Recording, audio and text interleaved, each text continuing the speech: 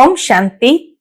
आज 16 अक्टूबर 2024 के बाबा के अनमोल मधुर महावाक्य सुनेंगे।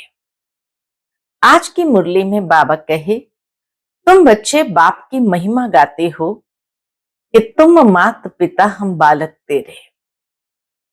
बाबा कहे, गायन तो कर लेते हैं परंतु उस मात पिता को जानते नहीं है। फिर आगे कहते हैं, तेरी कृपा से सुख घनेरे। लेकिन बाप की कौन सी कृपा है, कब ये कृपा किया, ये कुछ भी नहीं जानते हैं। और वो सुख घनेरे की प्राप्ति का आधार क्या है, ये भी नहीं जानते हैं। बाबा कहे, वास्तव में सारा मदार पवित्रता पर है। जब तुम बच्चे पवित्र बनते हो तो तुम्हारे कैरेक्टर सुधरते जाते हैं और साथ ही साथ भविष्य नई दुनिया में सुख घनेरे की प्राप्ति करते हो। इस दुनिया के अंदर दुख घनेरे हैं क्योंकि अपवित्रता है। तो बाबा कहे, तुम बच्चों को अब सुख घनेरे वाली दुनिया में चलना है, इसलिए पावन बनना है और पवित्र बनने से सुख शांति दोनों ही प्राप्त होती है। तो सुनते हैं आज के बाबा के अनमोल मधुर महावाक्य। ओम शांति। मीठे बच्चे, तुम मात पिता के सन्मुख आए हो अपार सुख पाने। बाप तुम्हें घनेरे दुखों से निकाल घनेरे सुखों में ले जाते हैं। आज की मुरली से पहला प्रश्न है, एक बाप ही रिजर्व में रहते हैं, पुनर्जन्म नहीं लेते हैं, क्यों? उत्तर है, क्योंकि कोई तो तुम्हें तमो प्रधान से सतो प्रधान बनाने वाला चाहिए। अगर बाप भी पुनर्जन्म में आए तो तुमको काले से गोरा कौन बनाए? इसलिए बाप रिजर्व में रहता है। दूसरा प्रश्न है आज की मुरली से, देवताएं सदा सुखी क्यों है? उत्तर, क्योंकि पवित्र है। पवित्रता के कारण उनकी चलन सुधरी हुई है। जहां पवित्रता है वहां सुख शांति है। मुख्य है पवित्रता। ओम शांति। मीठे मीठे सिकिलदे बच्चों प्रति रूहानी बाप समझाते हैं, वह बाप भी है, मात पिता भी है। तुम गाते थे ना, तुम मात पिता हम बालक तेरे। सब पुकारते रहते हैं कि तुम मात पिता हम बालक तेरे, तेरी कृपा से सुख घनेरे। अब किसको पुकारते हैं? परम पिता परमात्मा को। बाकी उनको समझ में नहीं आता कि उनकी कृपा से सुख घनेरे कौन से हैं और कब मिले। वह सुख घनेरे कौन से हैं और वह सुख घनेरे कब मिले? सुख घनेरे किसको कहा जाता है, वह भी नहीं समझते हैं। अभी तुम यहां सामने बैठे हो, जानते हो यहां कितने दुख घनेरे हैं। यह है दुख धाम, वह है सुख धाम। किसकी बुद्धि में नहीं आता है कि हम 21 जन्म स्वर्ग में बहुत सुखी रहते हैं। तुमको भी पहले यह अनुभव नहीं था। अभी तुम समझते हो हम उस परम पिता परमात्मा मात पिता के सामने बैठे हैं। जानते हो हम 21 जन्म के लिए स्वर्ग की बादशाही प्राप्त करने के लिए ही यहां आते हैं। बाप को भी जान लिया और बाप द्वारा सारे सृष्टि चक्र को भी समझ लिया है। हम पहले घनेरे सुख में थे, फिर दुख में आए। यह भी नंबरवार हर एक की बुद्धि में रहता है। स्टूडेंट को तो सदैव याद रहना चाहिए, परंतु बाबा देखते हैं घड़ी घड़ी भूल जाते हैं। स्टूडेंट को तो याद रहना चाहिए, लेकिन बाबा देखते हैं कि बच्चे घड़ी घड़ी भूल जाते हैं, इसलिए फिर मुरझा जाते हैं। छोई मुई अवस्था हो जाती है। छोई मुई का पौधा होता है, हाथ लगाओ तो एकदम जैसे सिकुड़ जाता है, उसको लाजवंती भी कहते हैं। तो बाबा कहे छुई मुई अवस्था हो जाती है, माया वार कर लेती है, तो वह जो खुशी होनी चाहिए वह नहीं रहती है। नहीं तो बाबा का बने और बाबा की याद में रहे, पवित्र बने, तो बाबा कहे छुई मुई अवस्था हो नहीं सकती। ये तो माया वार कर लेती है और जो खुशी होनी चाहिए वो भी नहीं रहती है। नंबरवार पद तो है ना, स्वर्ग में तो जाते हैं, परंतु वहां भी राजा से लेकर रंक तक रहते हैं ना, वह गरीब प्रजा व शाहूकार। स्वर्ग में भी ऐसे हैं तो नरक में भी ऐसे हैं, ऊंच और नीच। अभी तुम बच्चे जानते हो हम पुरुषार्थ करते हैं सुख घनेरे पाने के लिए। इन लक्ष्मी नारायण को सबसे जास्ती सुख घनेरे है ना। मुख्य है पवित्रता की बात। पवित्रता के सिवाय पीस और प्रॉस्पेरिटी मिल नहीं सकती। इसमें चलन बहुत अच्छी चाहिए। मनुष्य की चलन सुधरती है पवित्रता से। पवित्र है तो उनको देवता कहा जाता है। तुम यहां आए हो किस लिए? बाबा कहे देवता बनने के लिए। देवताएं सदा सुखी थे, मनुष्य कोई सदा सुखी हो न सके। सुख होता ही है देवताओं को। इन देवताओं की ही तुम पूजा करते थे ना, क्योंकि पवित्र थे। सारा मदार है पवित्रता पर, विघ्न भी इसमें ही पड़ते हैं।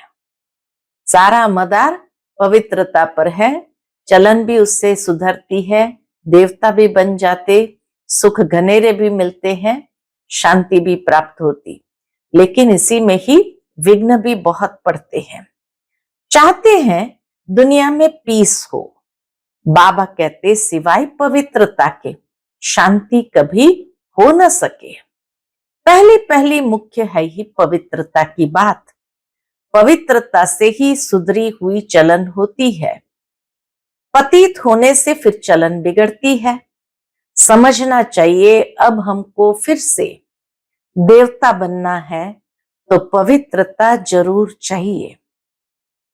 देवताएं पवित्र है तब तो अपवित्र मनुष्य उनके आगे माथा टेकते हैं।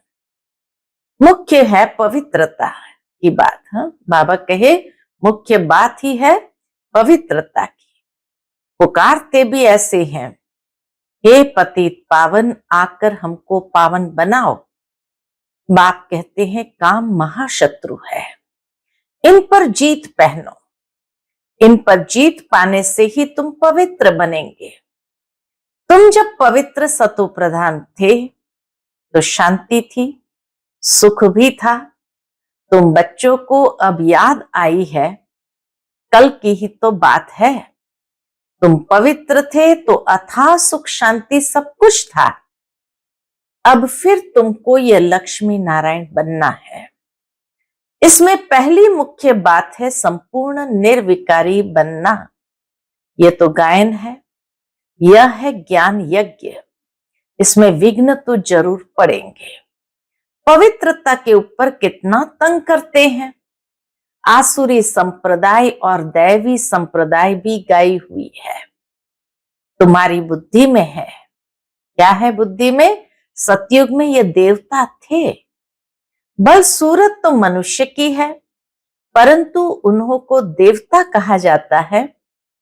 वहां है संपूर्ण सतो प्रधान, कोई भी खामी वहां होती नहीं। हर चीज परफेक्ट होती है।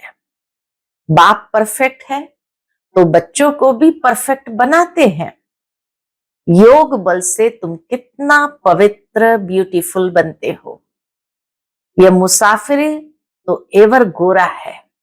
बाबा कहे ये मुसाफिर तो एवर गोरा है, जो तुमको सांवरे से आकर गोरा बनाते हैं। वहां नेचुरल ब्यूटी होती है, खूबसूरत बनाने की दरकार नहीं रहती। सतो प्रधान होते ही है खूबसूरत, वही फिर तमो प्रधान होने से काले हो पड़ते हैं। नाम ही है श्याम और सुंदर। श्री कृष्ण को श्याम और सुंदर क्यों कहते हैं? इसका अर्थ कभी कोई बता न सके सिवाय बाप के। भगवान बाप जो बातें सुनाते हैं वह और कोई मनुष्य सुना नहीं सकेंगे। चित्रों में स्वदर्शन चक्र देवताओं को दे दिया है। बाबा कहे चित्र में स्वदर्शन चक्र देवी देवताओं को दे दिया है। बाप समझाते हैं, मीठे मीठे बच्चों, स्वदर्शन चक्र की तो देवताओं को दरकार नहीं, क्योंकि वह तो है अहिंसक। वह क्या करेंगे शंख आदि को? स्वदर्शन चक्रधारी तुम ब्राह्मण बच्चे हो, शंख ध्वनि भी तुमको करनी है। तुम जानते हो अब विश्व में कैसे शांति स्थापन हो रही है, साथ में चलन भी अच्छी चाहिए। सारी आधार बाबा बताते हैं पवित्रता का, तो साथ में चलन भी अच्छी चाहिए। भक्ति मार्ग में भी तुम देवताओं के आगे जाकर अपनी चलन का वर्णन करते हो ना, परंतु देवताएं कोई तुम्हारी चलन को सुधारते नहीं है। सुधारने वाला और है, वह शिव बाबा तो है निराकार। हर एक मनुष्य की चलन को सुधारने वाला तो निराकार शिव बाबा है। उनके आगे ऐसे नहीं कहेंगे कि आप सर्वगुण संपन्न हो। शिव की महिमा ही अलग है, देवताओं की महिमा अलग है, तो शिव बाबा की महिमा ही अलग है। देवताओं की महिमा गाते हैं, परंतु हम ऐसे कैसे बने? आत्मा ही पवित्र और अपवित्र बनती है ना। अब तुम्हारी आत्मा पवित्र बन रही है। जब आत्मा संपूर्ण बन जाएंगी तो फिर यह शरीर पतित नहीं रहेगा, फिर जाकर पावन शरीर लेंगे। यहां तो पावन शरीर हो न सके। पावन शरीर तब हो जब प्रकृति भी सतो प्रधान हो। नई दुनिया में हर एक चीज सतो प्रधान होती है, और अभी बाबा कहे सब कुछ तमो प्रधान है। अभी 5 तत्व तमो प्रधान है, इसलिए कितने उपद्रव होते रहते हैं, कैसे मनुष्य मरते रहते हैं। तीर्थ यात्रा पर जाते हैं, कोई एक्सीडेंट हुआ, मर जाते हैं। जल पृथ्वी आदि कितना नुकसान करते हैं। ये सब तत्व तुमको मदद करते हैं। विनाश में अचानक बाढ़ आ जाती है, तूफान लगते, यह है नेचुरल आपदाएं। ये बॉम्ब्स आदि जो बनाते हैं वह भी ड्रामा में नूंद है, उनको ईश्वरीय आपदाएं नहीं कहेंगे। बाबा कहे बॉम्ब्स आदि को ईश्वरीय आपदाएं नहीं कहेंगे, क्योंकि यह तो मनुष्य की बनाई हुई चीज है। लेकिन प्रकृति के 5 तत्व से जो उपद्रव होते हैं उसको कुदरती आपदाएं कहेंगे, उसको भी ईश्वरीय आपदाएं नहीं कहेंगे। तो बाबा कहे यह बॉम्ब्स आदि जो बनाते हैं वह भी ड्रामा में नूंद है, उनको ईश्वरीय आपदाएं नहीं कहेंगे, वह तो मनुष्य के बनाए हुए हैं। अर्थक्वेक आदि कोई मनुष्य के बनाए हुए नहीं है। यह आपदाएं सब आपस में मिलती है, पृथ्वी से हल्काई होती है।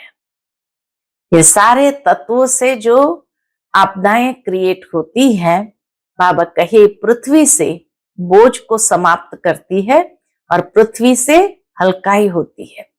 तुम जानते हो कैसे बाबा हमको एकदम हल्का बनाकर साथ ले जाते हैं नई दुनिया में।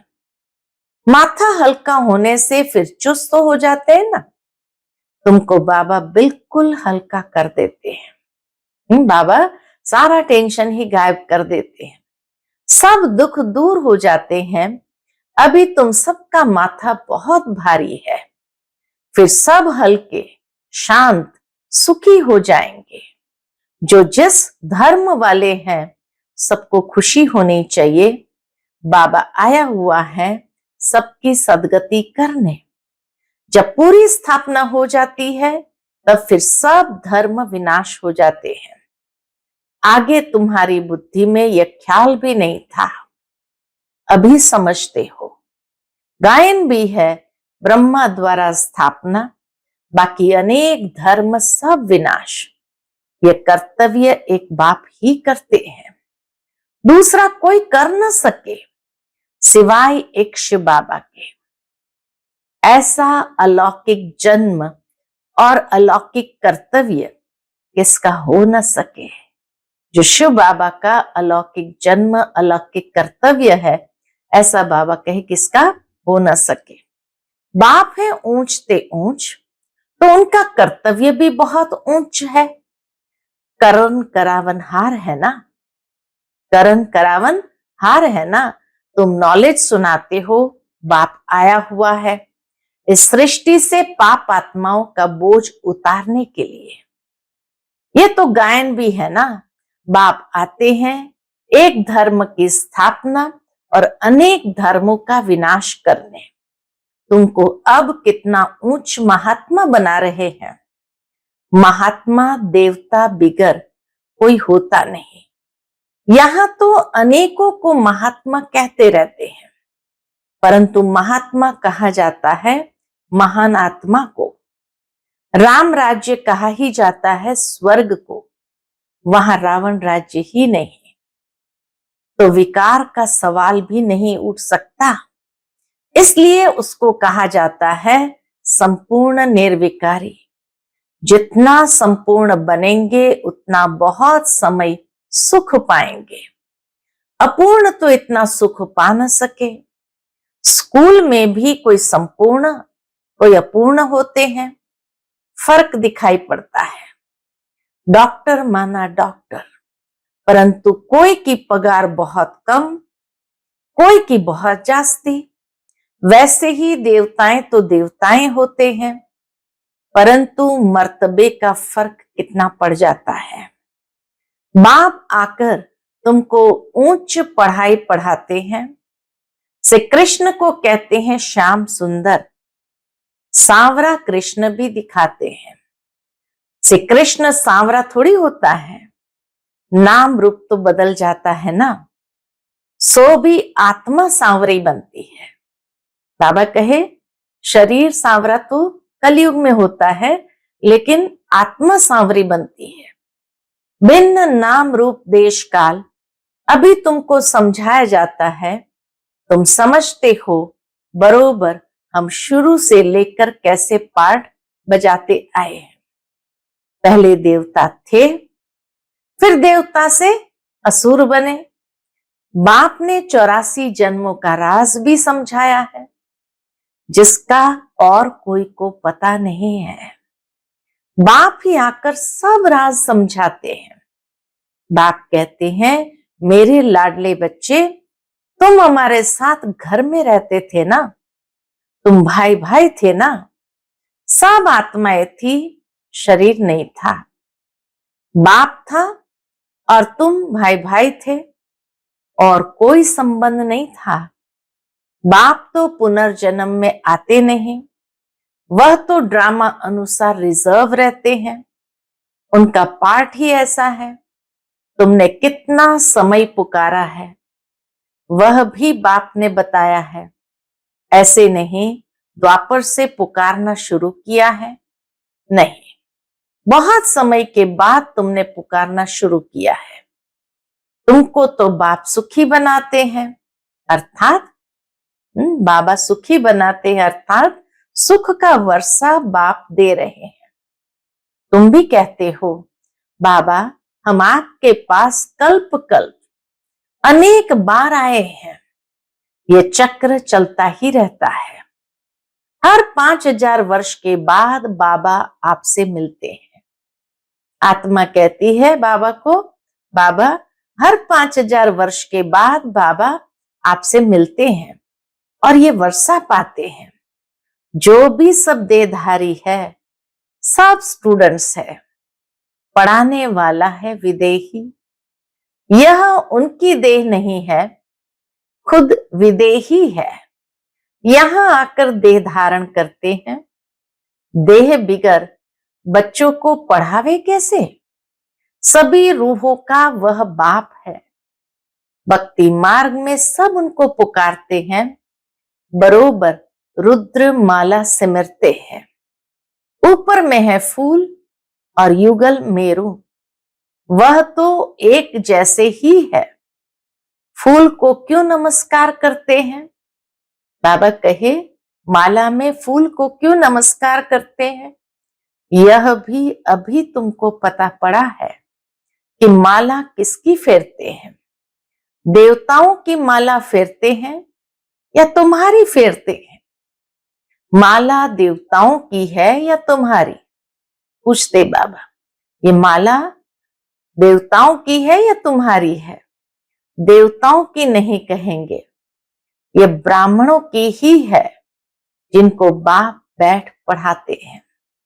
ब्राह्मण से फिर तुम देवता बन जाते हो, अभी पढ़ते हो, फिर वहां जाकर देवता पद पाते हो। माला तुम ब्राह्मणों की है, जो तुम बाप द्वारा पढ़कर मेहनत कर फिर देवता बन जाते हो। बलिहारी पढ़ाने वाले की बाप ने बच्चों की कितनी सेवा की है? बाबा ने बच्चों की कितनी सेवा की है? वहां तो कोई बाप को याद भी नहीं करते हैं। भक्ति मार्ग में तो माला फेरते थे, अभी वह फूल आकर तुमको भी फूल बनाते हैं, अर्थात अपनी माला का दाना बनाते हैं। तुम गुलगुल बनते हो ना। आत्मा का ज्ञान भी अभी तुमको मिलता है। सारे सृष्टि के आदि मध्य अंत का ज्ञान तुम्हारी बुद्धि में है, तुम्हारी ही महिमा है। तुम ब्राह्मण बैठ आप समान ब्राह्मण बनाकर फिर स्वर्गवासी देवी देवता बनाते हैं। देवताएं स्वर्ग में रहते हैं। बाबा कहे, तुम ब्राह्मण अभी बैठकर सबको आप समान ब्राह्मण बनाकर फिर स्वर्गवासी देवी देवता बनाते हो। देवताएं स्वर्ग में रहते हैं। तुम जब देवता बन जाते हो, वहां तुमको पास्ट प्रेजेंट फ्यूचर की नॉलेज नहीं होगी। अभी तुम ब्राह्मण बच्चों को ही पास्ट प्रेजेंट फ्यूचर का ज्ञान मिलता है, और कोई को भी ज्ञान नहीं मिलता। तुम बहुत बहुत भाग्यशाली हो, परंतु माया फिर भुला देती है। तुमको कोई ये बाबा नहीं पढ़ाते हैं, यह तो मनुष्य है, यह भी पढ़ रहे हैं। यह तो सबसे लास्ट में था। सबसे नंबर 1 पतित वही फिर नंबर 1 पावन बनते हैं। कितना सुखी होते हैं। एम ऑब्जेक्ट सामने खड़ी है, बाप तुमको कितना ऊंच बनाते हैं।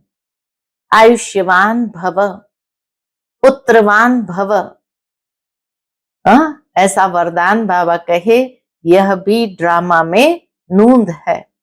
बाप कहते हैं, मैं अगर आशीर्वाद दूं फिर तो सबको देता हूं, कि बाबा के लिए कोई खास और कोई आम तो है नहीं, तो सबको देता रहूं।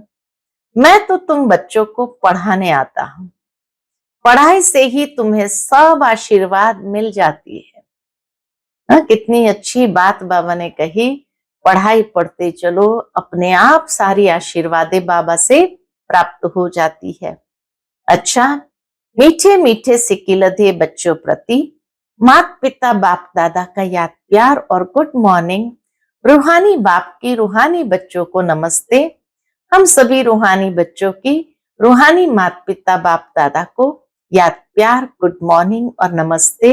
नमस्ते। शुक्रिया बाबा, शुक्रिया। आज की मुरली से धारणा के लिए मुख्य सार है। पहली पॉइंट, जैसे बाप परफेक्ट है, ऐसे स्वयं को परफेक्ट बनाना है। पवित्रता को धारण कर अपनी चलन सुधारनी है।